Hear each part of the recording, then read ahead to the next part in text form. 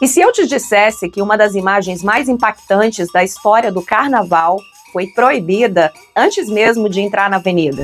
Em 1989, a Beija-Flor de Nilópolis planejava desfilar com uma imensa escultura de um Cristo Redentor mendigo, mas uma liminar judicial impediu que o público o visse da forma original. O que aconteceu naquele dia e por que esse desfile se tornou um dos mais marcantes de todos os tempos? Nos últimos anos, muitos afirmam que os desfiles das escolas de samba estão cheios de lacração, especialmente em 2025, quando a Acadêmicos do Tucuruvi levou ao Sambódromo de São Paulo uma alegoria que gerou grande polêmica: um indígena segurando a cabeça decapitada de Dom Pedro II, o último imperador do Brasil. Ao fundo, há uma bandeira do Brasil estilizada com marcas de tiro e sangue e um escudo com a cruz da Ordem de Cristo, remetendo à colonização portuguesa. A imagem causou intenso debate. Alguns criticaram o que consideram um desrespeito à figura de Dom Pedro II, último imperador do Brasil, ressaltando sua importância histórica. Outros defendem a alegoria como uma representação simbólica da resistência indígena, uma crítica à colonização e à violência sofrida pelos povos originários ao longo da história brasileira.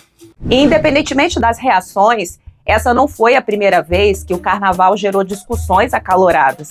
As escolas de samba há décadas utilizam a arte como forma de expressão e contestação, abordando temas sociais, políticos e históricos para provocar reflexões sobre o passado e o presente do Brasil. Em uma festa como o Carnaval, que celebra a cultura popular e a liberdade de expressão, a provocação artística faz parte do espetáculo. E foi exatamente isso que aconteceu em 1989, quando o lendário carnavalesco Joãozinho 30 e a Beija-Flor desafiaram os limites da censura com um desfile inesquecível. Em 1989, Joãozinho 30, que era conhecido por sua ousadia nos desfiles de carnaval, decidiu fazer algo completamente diferente, um desfile sobre a convivência entre o luxo e o lixo.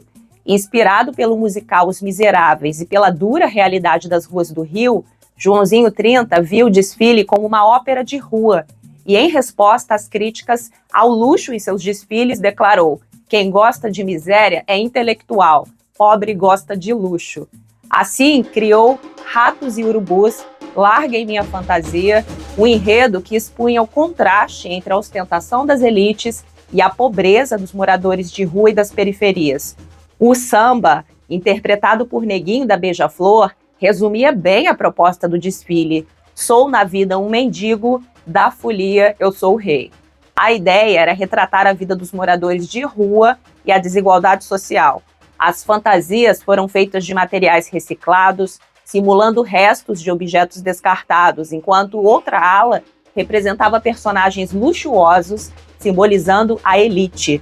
Mas a grande aposta do desfile era uma escultura do Cristo Redentor trajando farrapos, como um morador de rua, abraçando a favela como um símbolo de compaixão e inclusão. Acontece que, poucos dias antes do desfile, a Igreja Católica entrou com um pedido na Justiça para proibir a exibição da alegoria, afirmando que ela desrespeitava a figura de Cristo. No sábado de Carnaval, um oficial de justiça chegou ao barracão da escola com uma liminar assinada por um juiz da 15ª Vara Civil do Rio. A decisão proibia que a escultura fosse exibida. Joãozinho 30 ficou furioso, mas em vez de recuar, ele teve uma ideia genial. Cobriu a alegoria com plástico preto e escreveu uma frase impactante na frente: "Mesmo proibido, olhai por nós." A cena tornou-se histórica. Quando o carro alegórico entrou na avenida, o público ficou em silêncio por um instante, absorvendo o impacto da imagem. O que deveria ser uma censura transformou-se em um ato ainda mais poderoso, amplificando a mensagem do desfile. Os diretores da escola vestiam uniformes nas cores da Conlurb, empresa responsável pela limpeza urbana do Rio, simbolizando aqueles que lidam diariamente com o descarte da sociedade. À frente, uma imensa ala de foliões trajados de mendigos abriu o cortejo, reforçando a crítica à exclusão social. O desfile escancarava os contrastes de um país onde luxo e miséria coexistem em uma tensão constante entre aparências e desigualdade.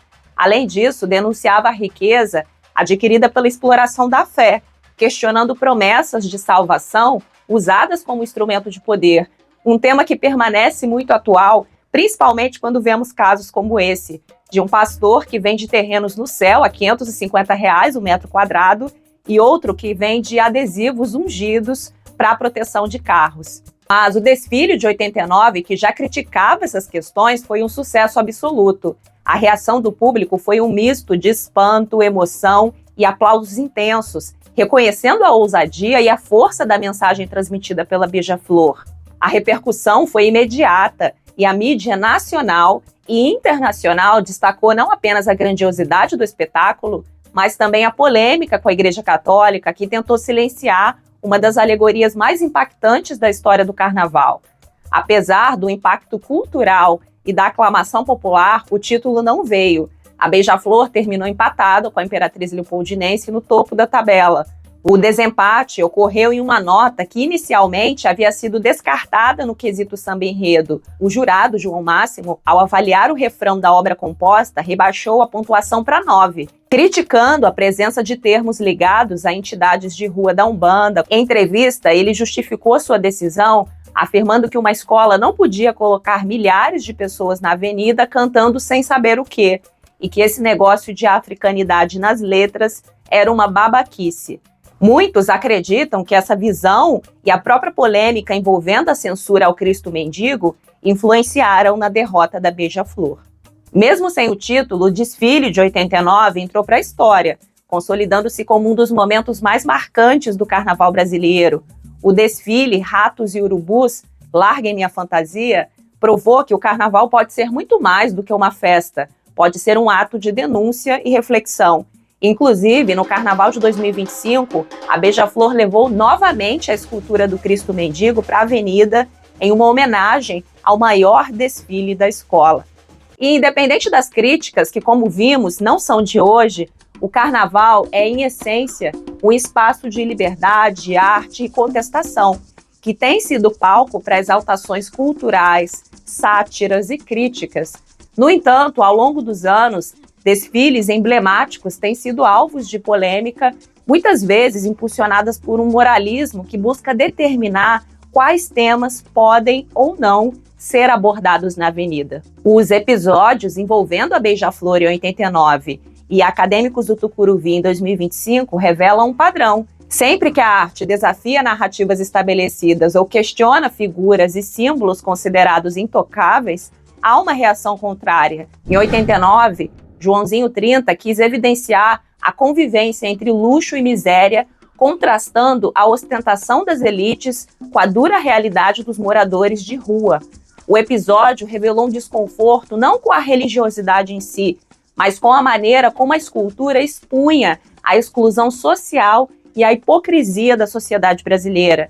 O mesmo aconteceu em 2025, quando Acadêmicos do Tucuruvi levou para a avenida uma alegoria representando a cabeça decapitada de Dom Pedro II, erguida por um indígena com traços guerreiros. A cena gerou indignação em setores conservadores que a interpretaram como uma afronta à memória do último imperador do Brasil. No entanto, a proposta do enredo era justamente provocar uma reflexão sobre a resistência indígena e os impactos da colonização, temas que são historicamente apagados ou suavizados nas narrativas oficiais. E é interessante observar que o moralismo não se manifesta diante do uso de fantasias ou de piadas que podem ser ofensivas por carregarem conotações racistas. Pelo contrário, muitos defendem que no carnaval tudo é permitido, sob a justificativa da liberdade de expressão e tradição. No entanto, essas mesmas pessoas que relativizam tais discursos são frequentemente as primeiras a demonstrar indignação moralista quando algo as desagrada.